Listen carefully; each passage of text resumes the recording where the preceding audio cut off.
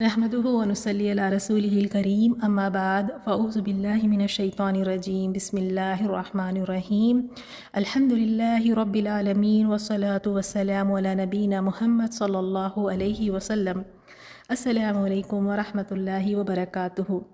آج ہم نیا سورہ شروع کرنے والے ہیں۔ الحمدللہ اللہ ہی کی توفیق ہے اور اللہ ہی سے ہم دعا کرتے ہیں کہ ہمیں اس سورہ میں استقامت عطا فرمائیں، ہمیں اس کا سیکھنا ہمارے لیے آسان فرما دے، اس کا سمجھنا ہمارے لیے آسان فرما دے، آمین۔ آپ دیکھیے گا کہ پڑھنے والے تو بہت ہیں لیکن سمجھ کر پڑھنے والے بہت کم ہیں۔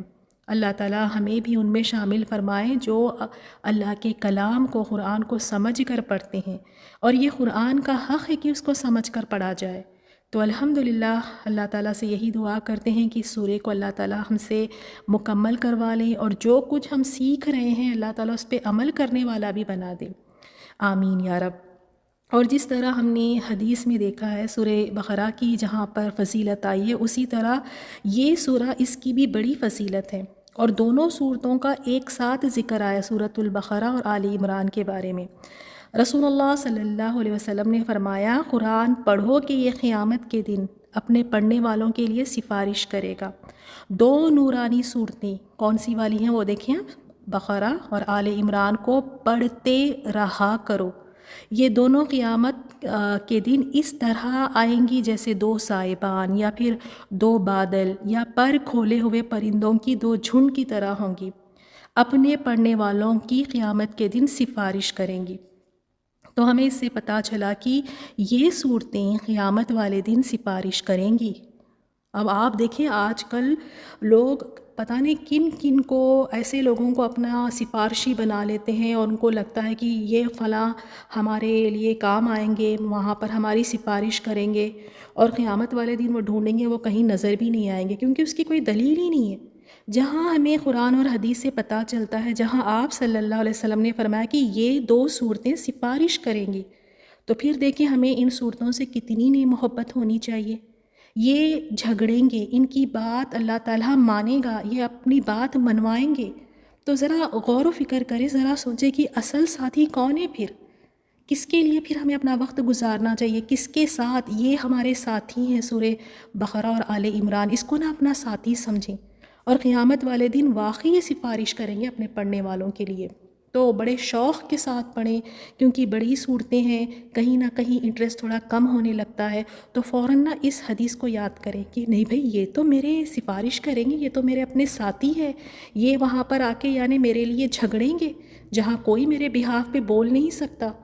تو واقعی جس کی ہمیں قرآن اور حدیث سے دلیل ملتی ہے، جو سفارش کرنے والے ہیں، تو پھر واقعی ہم ان کی سفارش لینے کے لیے پوری ویسی کوشش بھی کرنی چاہیے۔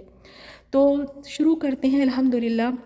سورہ آل عمران دیکھیں، اس کا نام یعنی عمران کی فیملی، اور یہ عمران کس کا نام تھا؟ یہ عیسیٰ علیہ السلام کے نانا کا نام تھا، یعنی مریم علیہ السلام کے والد کا نام۔ اور اس سورہ میں دیکھیں گے مریم علیہ السلام کی والدہ کا بھی ذکر ہے، حنا کا بھی ذکر ہے، وہ بھی ہم دیکھیں گے اس میں، اور 200 آیات ہیں، مدنی سورہ ہے، اور خاص طور پہ یہ ہے کہ اس میں یعنی اس کی جو آیات ہیں نا وہ مختلف اوقات میں ہجرت کے بعد اتری ہے، اور جو اس کا جو شروع کا حصہ ہے، جو شروع کی آیات ہے 83 جو آیات ہے، وہاں تک عیسائیوں کے وفد نجران کے بارے میں نازل ہوئی ہے، جو 9 ہجری میں رسول صلی اللہ علیہ وسلم کی خدمت میں حاضر ہوا تھا۔ تو اور ساتھ ساتھ میں دیکھیں گے کہ اس سورہ کی جیسے ہم نے بڑی فضیلت دیکھی ہے، یہ سفارش کرنے والا ہے، اور اس میں ہم دیکھیں گے جیسے سورہ بقرہ میں ہم نے دیکھا تھا اس میں بنی اسرائیل کا ذکر تھا، اس میں ہم دیکھیں گے عیسائیوں کے بارے میں بات کی گئی ہے۔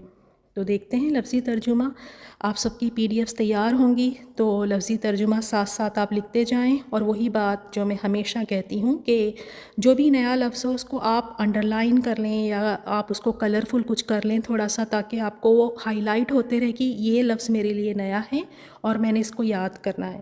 دیکھیں جب آپ علم نہ بڑے اخلاص کے ساتھ لیتے ہیں، بڑے سنجیدگی کے ساتھ لیتے ہیں، تو اللہ تعالیٰ پھر برکت عطا فرماتا ہے۔ آپ نے سنا ہوگا اکثر لوگ کہتے ہیں ہم یہ سیکھ رہے ہیں، ہمیں کچھ یاد نہیں ہوتا، ہم بھول جاتے ہیں، پھر وہ کورس بھی چھوڑ دیتے ہیں، تو کہیں نہ کہیں ہمارے اخلاص میں گڑبڑی ہوتی ہے۔ تو بڑے اخلاص کے ساتھ سیکھیں اور دل لگا کر سیکھیں، یہی تو علم ہے نا جس کا سیکھنا ہم سب پر ضروری ہے۔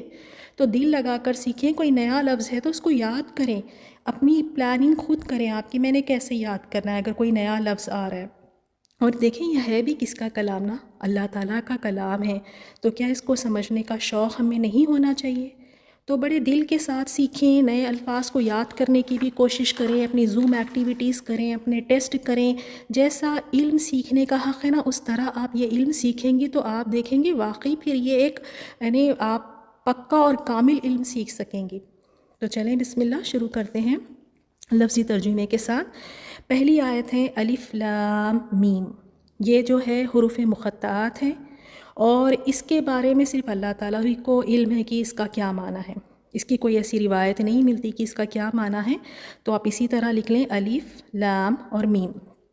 اللہ اللہ، لا نہیں، الہ کوئی الہ، الا مگر، ہوا وہی یعنی اللہ تعالیٰ، الحی جو زندہ ہے، القیوم جو قائم ہے یا جو قائم رکھنے والا ہے. نیکسٹ آیت نزلہ اس نے نازل کیا. اور اس نے ہم نے کہاں سے لکھا؟ پہلے بھی ہم نے یہ رول دیکھا تھا کہ جب آپ ہر جگہ دیکھیں یہاں پہ ہر حروف پہ دیکھیں زبر ہے، تو جب اس طرح سے آئے تو اس نے کا بھی معنی ہوگا. اس نے نازل کیا، علی پر کا آپ پر، الکتابہ کتاب، بالحق بھی ساتھ حق کے، مصدقاً تصدیق کرنے والی ہے. اب تو دیکھیں آسان لفظ ہیں اور تھوڑی سی آپ اپنی سپیڈ بھی بڑھائیں تاکہ ہم یعنی اچھے طریقے سے بہتر طریقے سے سیکھ سکیں. تو اپنی سپیڈ بھی آپ بڑھائیں اور پاز کر کے بھی لکھتی جائیں ساتھ ساتھ میں. لما ان کی جو، بریکٹ میں لکھ لیں کتابوں، بین یدیہ یعنی بینا درمیان، یدیہ دونوں ہاتھوں کے، ہی اس کے یعنی اس کا معنی ہے اس سے پہلے تھی. اور انزلہ اس نے نازل کی، التوراۃ تورات، والانجیل اور انجیل. نیکسٹ آیت من اس سے، قبلو پہلے، ہدن ہدایت، للناسی لیے لوگوں کے، وانزلہ اور اس نے نازل کی، الفرقان فرق کرنے سے ہیں یعنی فرقان کو، انا بے شک، الذین جنہوں نے، کفروا کفر کیا، بآیات اللہ ساتھ اللہ کے آیات کے، لہم لا لیے، ہم ان کے لیے ان کے، عذاب شدید شدید عذاب ہے. واللہ اور اللہ، عزیز غالب ہے، ذو انتقام انتقام لینے والا ہے. نیکسٹ آیت ان اللہ بے شک اللہ، لا یخفا نہیں پوشیدہ یا نہیں چھپی ہوئی، علیہ اس پر، شیئن کوئی چیز، فی الارض زمین میں، ولا اور نہ، فی السماء آسمان میں. آیت نمبر 6 ہوا الذی. جب آپ دیکھیں ہوا اگر پہلے شروع میں آ جائے، ہوا اگر اس طرح آ جائے تو اس کا مطلب ہوتا ہے صرف وہی تو ہے. تو یہاں پر ہوا وہی تو ہے، الذی وہ ذات، یصور صورتیں بناتا ہے، کم تمہاری، فی الارحام رحموں میں یعنی یوٹرس میں، کیفا جس طرح، یشاء وہ چاہتا ہے، لا نہیں، الہ کوئی الہ، الا مگر، ہوا وہی، العزیز جو زبردست ہے، الحکیم جو حکمت والا ہے. ان آیات کی تفسیر دیکھتے ہیں. پہلی آیت میں تو حروف مقطعات ہے، اس کا علم صرف اور صرف اللہ تعالیٰ کو ہے. پھر نیکسٹ آیت میں اللہ تعالیٰ وہ ہے جس کے سوا کوئی معبود نہیں، اور وہ الحی ہے اور القیوم ہے. یہ اللہ تعالیٰ کے دو خاص صفات ہیں. اور حدیث میں آتا ہے کہ 3 آیتوں میں اللہ تعالیٰ کا اسم اعظم ہے جس کے ذریعے سے دعا کی جائے تو وہ رد نہیں ہوتی. تو ایک تو یہاں پر ہے اللہ تعالیٰ کے یہ اسم اعظم 2 الحی والقیوم، اور آیت الکرسی میں بھی یہی 2 نام آتے ہیں، اور اسی طرح سورہ طٰہٰ میں بھی ہے. تو یہ 2 نام خاص اللہ تعالیٰ کی صفات ہے. اور الحی کا مطلب کیا ہے کہ جو ہمیشہ زندہ رہنے والا ہے، جو کبھی نہیں فنا ہوگا، جسے کبھی نہیں موت آئے گی. اور القیوم یعنی ساری کائنات کا قائم رکھنے والا، محافظ ہے، وہ نگران ہے، اور ساری کائنات اس کی محتاج ہے اور وہ کسی کا محتاج نہیں. تو یہاں عیسائی جیسے ان کا عقیدہ یہی ہے کہ نعوذ باللہ وہ سمجھتے ہیں کہ عیسیٰ علیہ السلام ہی الہ ہے، یا پھر عیسیٰ علیہ السلام اللہ کے بیٹے ہیں، یا 3 میں سے وہ ایک مانتے ہیں. تو گویا ان کو یہاں کہا جا رہا ہے کہ حضرت عیسیٰ علیہ السلام بھی اللہ ہی کی مخلوق ہے، وہ بھی ماں کے پیٹ سے پیدا ہوئے ہیں. تو یہاں اس بات کو واضح کر کے بتا دیا گیا ہے کہ صرف الہ کون ہے؟ وہ جو ہمیشہ زندہ رہنے والا ہے، الحی ہے اور القیوم ہے. پھر نیکسٹ آیت میں، جس نے آپ پر حق کے ساتھ اس کتاب کو نازل فرمایا ہے. حق کے ساتھ یعنی اس میں کوئی شک نہیں ہے. اور کتاب کون سی کتاب؟ یعنی قرآن، اس میں کوئی شک نہیں. اور یہ کتاب کیسی ہے؟ مصدقاً، جو اپنے سے پہلی کی تصدیق کرنے والی ہے. اسی نے اس سے پہلے تورات اور انجیل کو اتارا تھا. آیت نمبر 4، اس سے پہلے لوگوں کو ہدایت کرنے والی بنا کر، اور قرآن بھی اسی نے اتارا ہے. تو اس سے ہمیں یہی پتہ چلا کہ یعنی اس وقت پر اس دور میں تورات اور انجیل یقیناً وہ ہدایت کا ذریعہ تھی. لیکن اس کے بعد جب اللہ سبحانہ و تعالیٰ نے قرآن کو نازل فرمایا تو اب یہ تورات اور انجیل یہ ختم ہو گئی، کیونکہ اب قرآن نازل ہو چکا ہے. اور اس کے بارے میں اللہ تعالیٰ نے کیا فرمایا کہ وہ کیسی ہے، یعنی وہ جو لوگ اللہ تعالیٰ کی آیتوں سے کفر کرتے ہیں ان کے لیے سخت عذاب ہے. تو یہ اللہ تعالیٰ نے جو کتاب نازل فرمائی ہے، اگر اس کے ساتھ اس کا کفر کریں گے، اس کی تکذیب کریں گے تو ان کے لیے کیسا ہے؟ عذاب شدید ہے، اور اللہ تعالیٰ غالب ہے، بدلہ لینے والا ہے. تو اسی آیت میں دیکھیں، آیت نمبر 4 میں قرآن کو کیا کہا گیا؟ الفرقان. یعنی فرقان کا کیا مطلب ہوتا ہے؟ فرق کرنے والی، یعنی جو حق اور باطل میں، جو صحیح ہے یا غلط ہے، حلال ہے یا حرام ہے، ان ہر چیزوں کو کیا کرتی ہے؟ الگ الگ کر دینے والی ہے.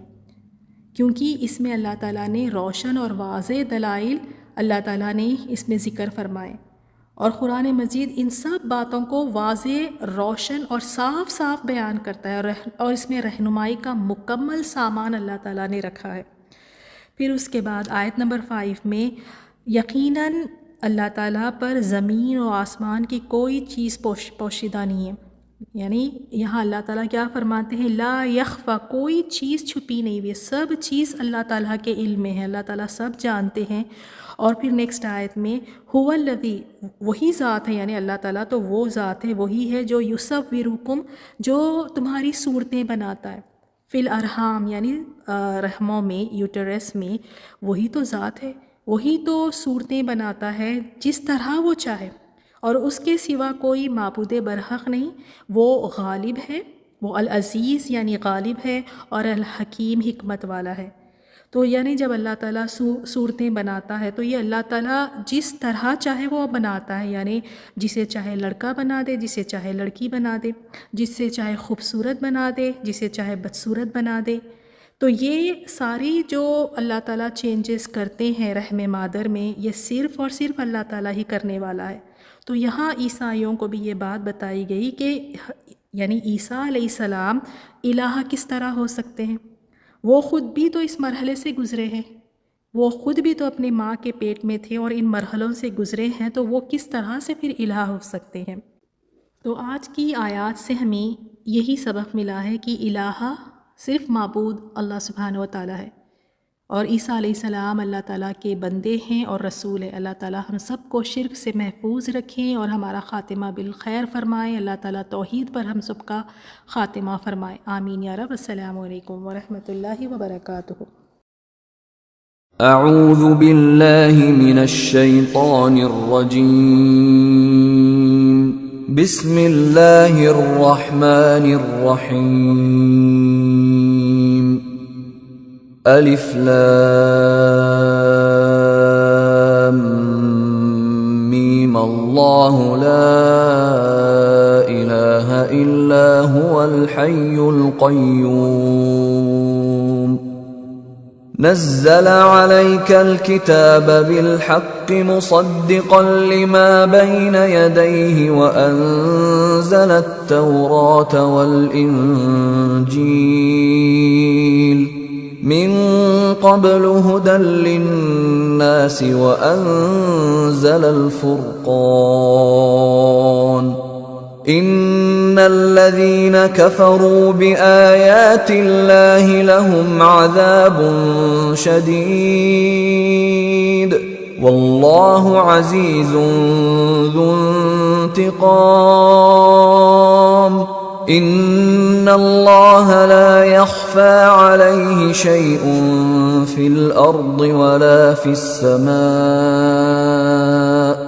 هو الذي يصوركم في الأرحام كيف يشاء لا إله إلا هو العزيز الحكيم